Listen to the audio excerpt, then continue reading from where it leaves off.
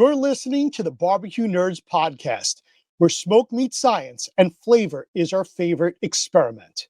Hey, barbecue lovers, I'm David, your resident pitmaster and science geek. Along with my co-host, Frank, we're diving deep into the world of barbecue, where tradition meets innovation. Now, let's get to today's episode. Ooh, Daniel Perez asking about injections, because we haven't touched upon injections. We're dealing with the exterior with rubs and with sauces. But we never did get into an injection. So I want to thank him for bringing that up.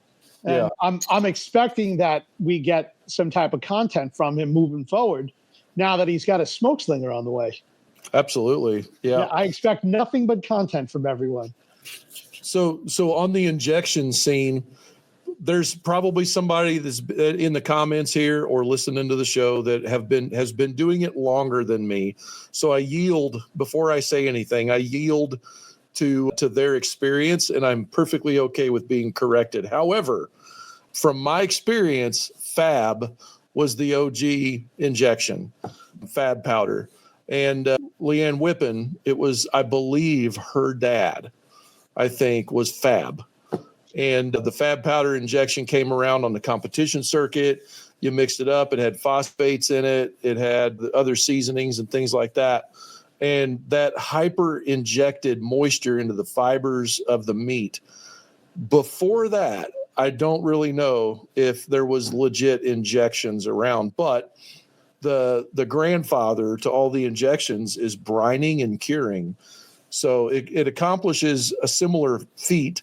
But injection is like for the guys that are in a hurry that want to just they want it to brine in the fridge overnight without making a bunch of brine. So they're just going to inject all these ingredients down inside. So while coarse grains like salt, pepper, things like that they'll get stuck in the needle. So you have to almost emulsify that stuff and get it down into the water. Then you could inject all that stuff down in there and get some action going. After that, other people came on the scene. Not really sure who was the first one to say I got one too, but I do know that there's Butchers, Cosmo's got his. There's a lot of different powdered injections, but then we can't forget the Cajun buttered garlic guy. What was that guy? Tony C? Cajun injector guy. Well, you got Hojo right here. He brought it up. Tony C's Cajun butter is a good injection for pulled pork. Is that what you're talking about? I know this stuff. I know all about this Tony C Cajun butter. Yeah. Stuff. So that's different. Okay. Before that was Fab, I'm pretty sure. But Fab came in a powder. It was either a plastic jar, or a bag, a Ziploc bag. I actually have some upstairs right now, but Butchers, those are like competition barbecue kind of injections, which you'll see guys using these chops injectors. Dan, we call him Dan U-Haul. Dan Udall up in Kansas City is Chops Barbecue, and he's the guy that made the bug sprayer with the machined head that got FDA approved, that you could do 4 needles at once and you could inject your hog all the way down the hams and all up and down. Then he made battery-powered ones with pumps and stuff. Crazy. That's a whole nother crazy end of barbecue right there. Oh, will we have this battery injector available for Saturday in the event that they just no? Well, I've had multiple. If there's a whole hog there Saturday, which I'm not going to say whether or not there is or isn't, let's just say there is one. Who's injecting this hog if we decide to go on one half? No. For the guys listening on the audio version, Frank just set his beer down, took his finger and put it on his nose to say, not it. And it was his right index finger is the one that you got to use for that, not it. Anyway, go ahead.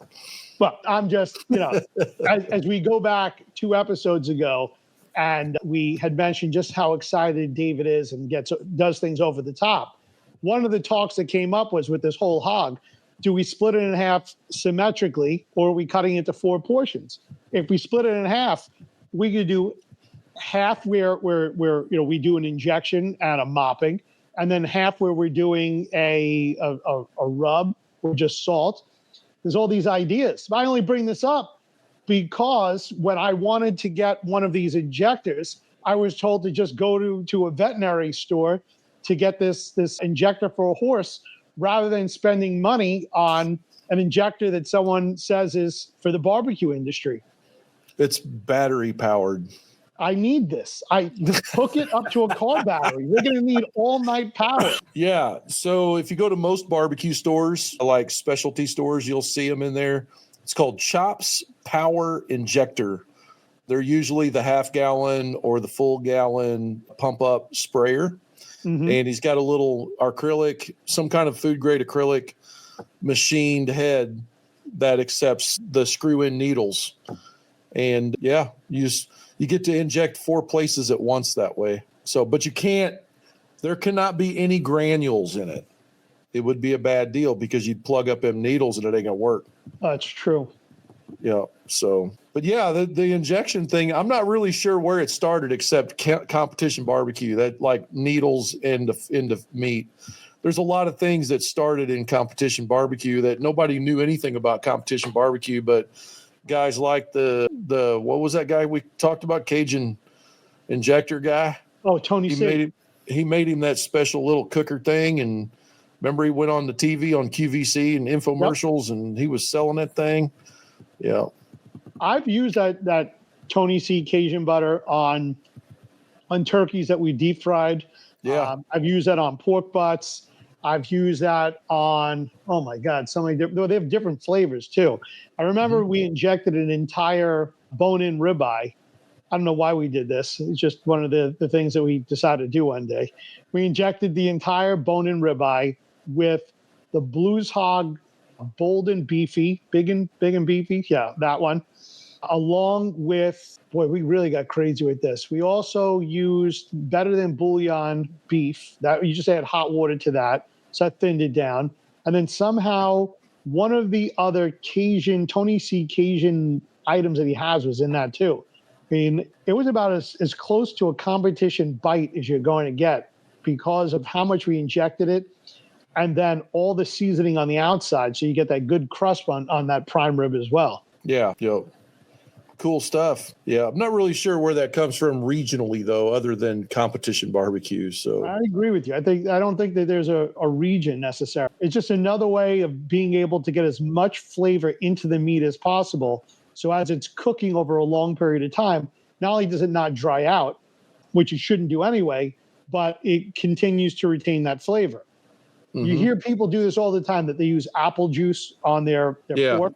Yeah, so there's those that make their own spice blend with apple juice or apple cider vinegar, and then they inject the pork. Usually it's a pork loin because it doesn't have the same content of fat. So they try to load it up with as much humidity as possible. But I have to think that if you're using apple cider vinegar, that item's going to retain a good amount of tang to it.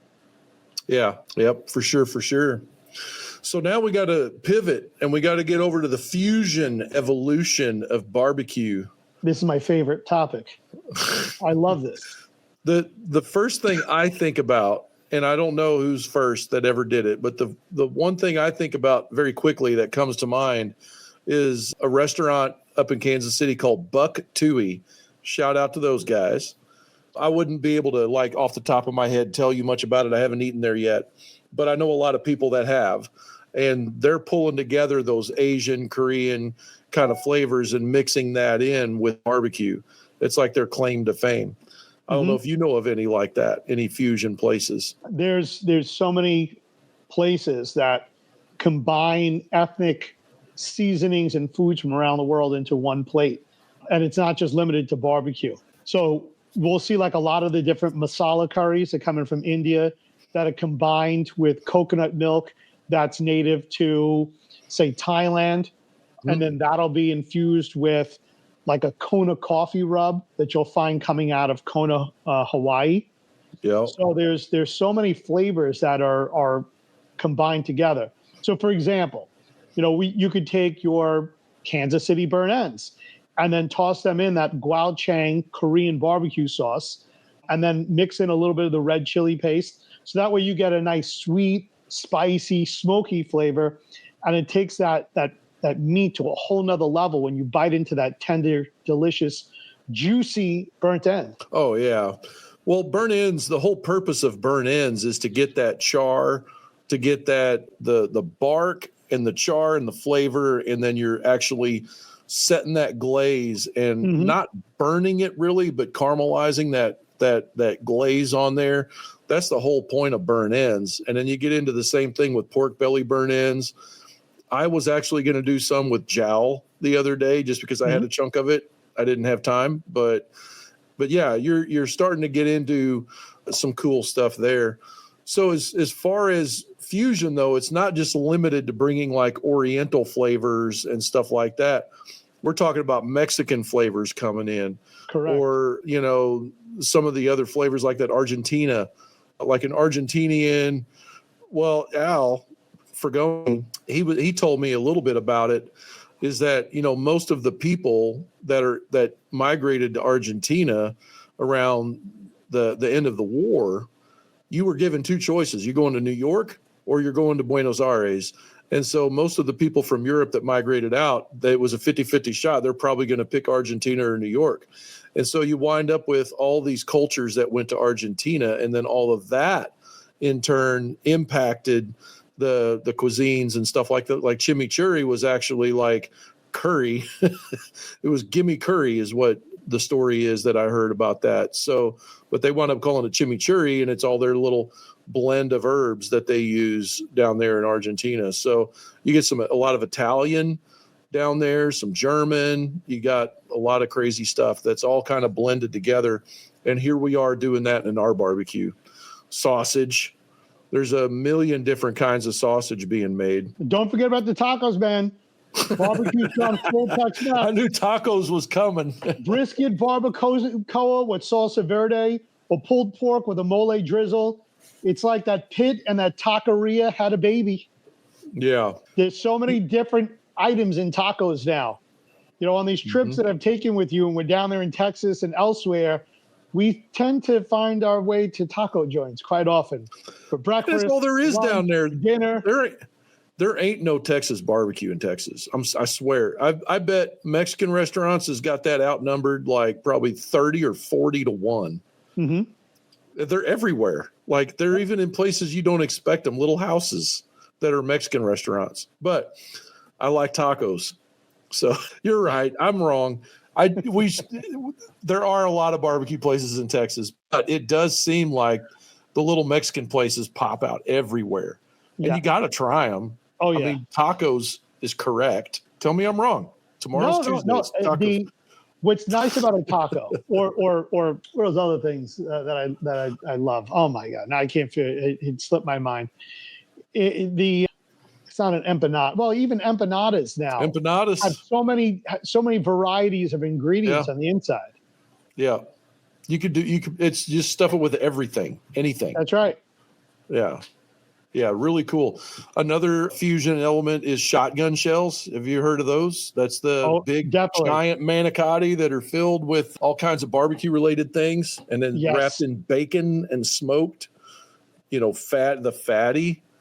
The OG fatties is where we would make like breakfast and roll it up inside of a fatty which is just sausage that's rolled out flat. And then we would roll it up in look just like the Chubba sausage that you get in the little casing, wrap that in bacon and smoke it. Well, shoot, we done apple pie.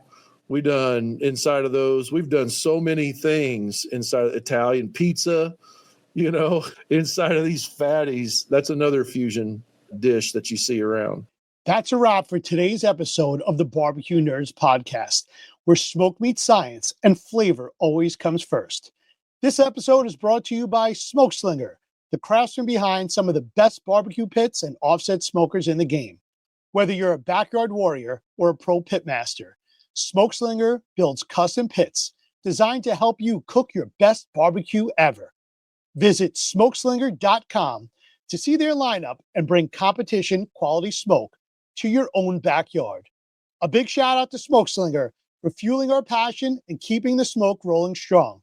And as always, keep those pits hot, the smoke rolling, and stay nerdy about barbecue.